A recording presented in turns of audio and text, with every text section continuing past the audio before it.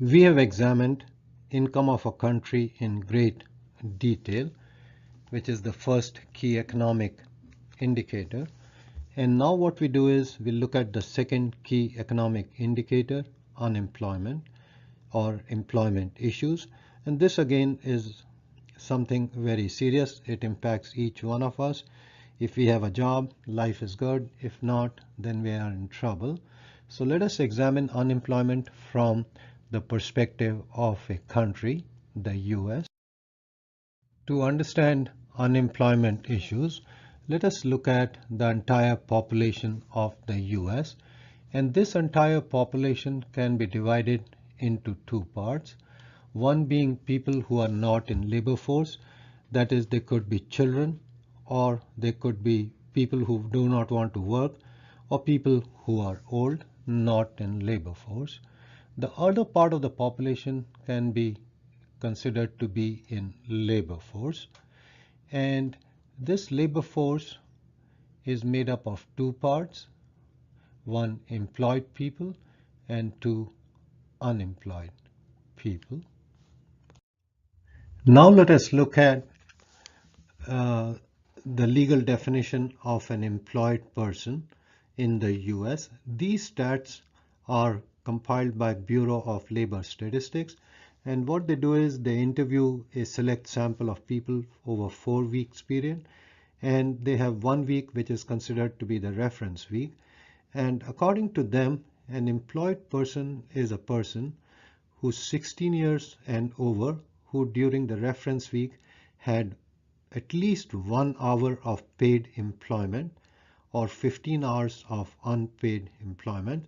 So if you work and receive money for even 1 hour of employment, you're considered employed, or you worked 15 hours and received no money, that is also considered to be an employed person. Unemployed person is just the opposite of employed person. Person 16 years and over who during the reference week did not even have 1 hour of paid employment or 15 hours of unpaid employment. But these people did make specific efforts to find a job during the 4-week period, and only then they are considered unemployed. If they do not make any effort to find a job, then they are not a part of the labor force. So employed person, unemployed person. Now let us look at an example. Suppose the population of the US is 350 million people, and number of unemployed persons in the US is 8 million, and number of employed persons in the US is 152 million. And so what will be the labor force? It is the number of unemployed plus employed persons. That will be 8 plus 152, and that is 160 million people. That's the labor force.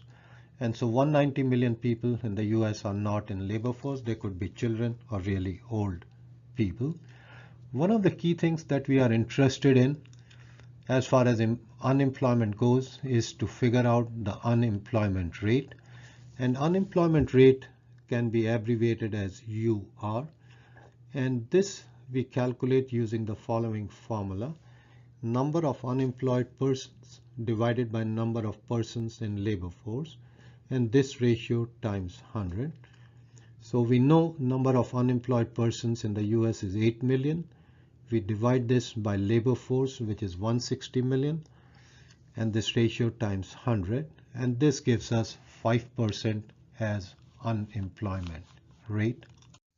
Now let us look at a chart which gives you unemployment rate in the US over the years, starting from before 1950 to beyond 2010. Here you find that the lowest unemployment rate during this time was less than 4% or 3%, and the maximum was close to 10%. When did we have close to 10%? Around 1981 to 1983-84, and around 2008-9 we had unemployment rate which was close to 10%.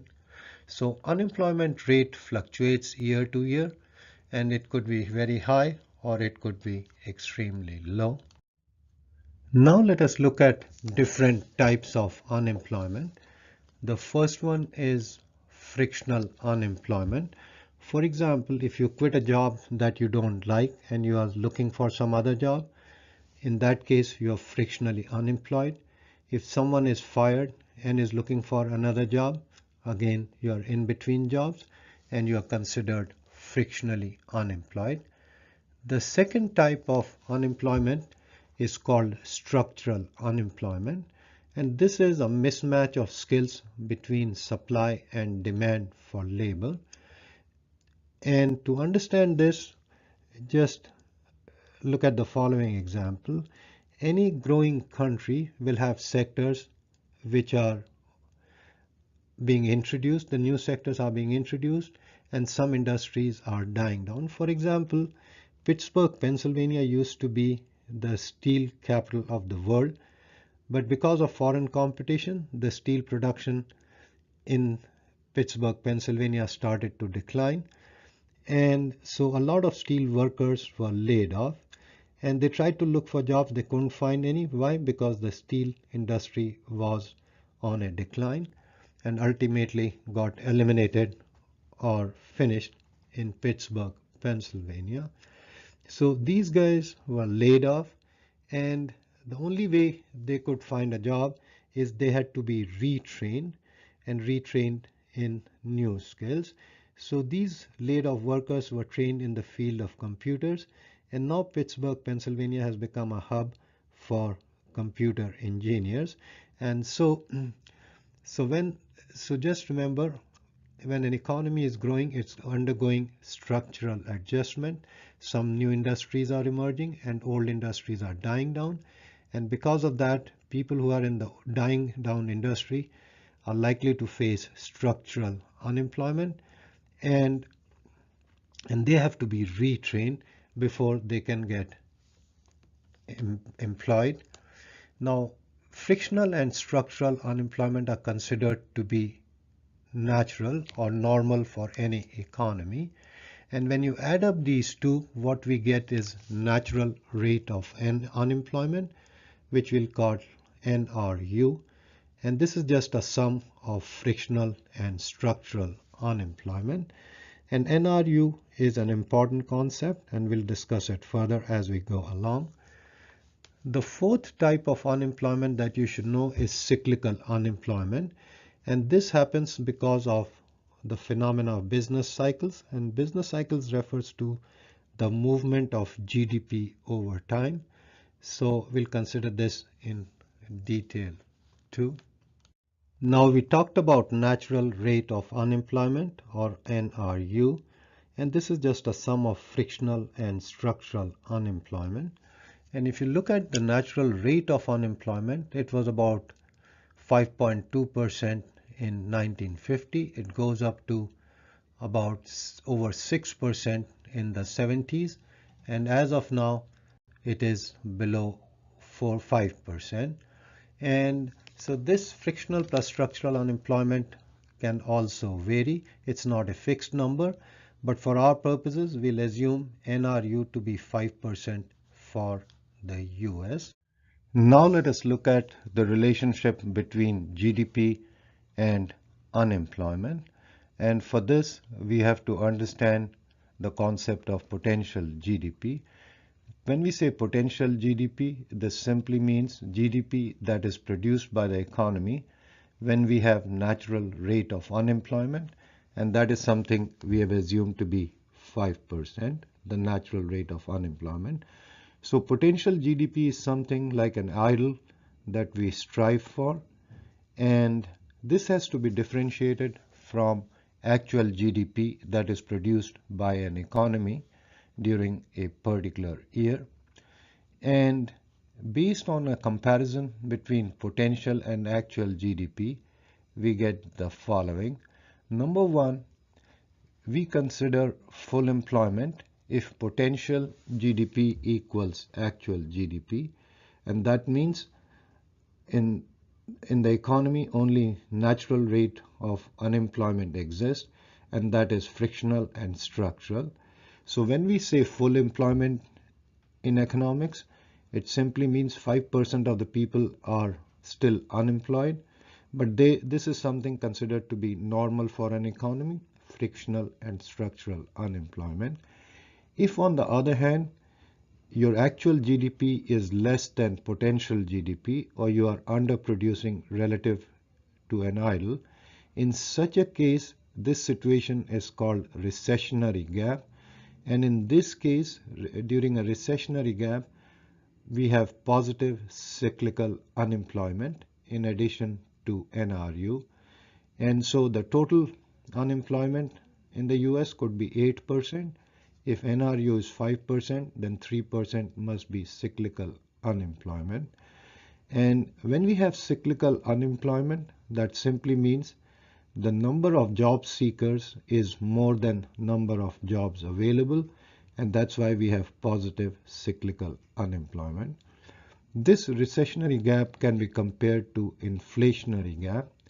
Under inflationary gap, the actual GDP may be more than potential GDP, and in a way, from an individual's perspective, this is a good situation to be in. And so if the natural rate of unemployment is 5%, the actual unemployment rate may be 3%. So 2% would represent negative cyclical unemployment. That simply means you have more jobs available relative to job seekers, negative cyclical unemployment. Another thing you should know is when number of job seekers is less than number of jobs available, in such a case we would expect wages to rise, and that becomes a concern for the economy, but that is something we'll consider later. And if we, on the other hand, we have a recessionary gap, that means number of job seekers is greater than number of jobs available. In such a case, we would expect wages to decline. So once again, potential GDP is the GDP at which we have only natural rate of unemployment. Consider the following example for a country. Suppose the natural rate of unemployment, or NRU, is fixed at 5% and the actual unemployment rate during a year happens to be 10%. In such a case, the difference between 10 and 5 will be 5%. Since it's a positive number, it will represent positive cyclical unemployment. And this is an example of recessionary gap, where number of job seekers is more than number of jobs available, and so we would expect wages to decline. And on the other hand, suppose actual unemployment rate is 4% and the NRU is 5%. In such a case, the difference between actual and NRU is negative 1%. And negative sign indicates negative cyclical unemployment. That means number of job seekers is less than number of jobs available. From an individual perspective, this is a good situation to be in, but then the concern for the economy is the wages start to rise. So this is how we look at or break down actual unemployment. Now let us look at the typical depiction of a business cycle. We have real GDP on the vertical axis and time or years on the horizontal axis. When the GDP is rising, it's called the recovery phase. And then as it is rising, it will hit a maximum called the peak. And from the peak, it will start declining. And this is called recession. The official definition of recession is a decline of GDP over 2 consecutive quarters. That is a recession. And then it hits a minimum called the trough, and then again it starts to rise, again called recovery.